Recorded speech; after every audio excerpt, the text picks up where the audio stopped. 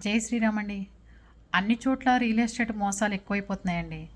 ఏదో వెంచర్లో స్థలం కదా, వాడు హంగులు ఆర్పాటాలకి బాగా కలర్స్ వేసి ప్రహరీలు కట్టేసి మొక్కలు పాతేసి 15 ఏళ్ల తర్వాత మీకు ఇంత డబ్బు వస్తుంది, 20 ఏళ్ల తర్వాత మీకు మంచి లాభం వస్తుంది, ఈ టేకు మొక్కలు అమ్ముకున్నారంటే మీకు లక్షల్లో వస్తుంది అని చెప్పి, స్థలం కాకుండా మీరు ఈ టేకు మొక్కలు అమ్ముకున్నా, దీంట్లో జామాయిల మొక్కలు అమ్ముకున్నా మీకు బోల్డంత లాభం వస్తుంది అని చెప్పి మిమ్మల్ని ఓదరగొట్టేసి ఆ స్థలం కొనేదాకా నిద్రపోడు. వాళ్ళే సొంత ఖర్చులు పెట్టుకుని కార్లు తెచ్చి మిమ్మల్ని ఎక్కించుకెళ్ళి ఆ స్థలాలు చూపిస్తారు.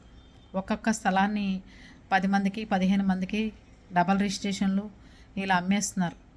తీరా మీరు అక్కడ ఇల్లు కట్టుకుందామనో అక్కడ ఏదైనా చేసుకుందామనో అనేసరికి కూడా పర్మిషన్ లేదు, జిహెచ్ఎంసి పర్మిషన్ లేదు, లేకపోతే ఇంకో పర్మిషన్ లేదు అని చెప్పి ప్రతి ఒక్కళ్ళు మీకు అడ్డం చెప్తుంటారు.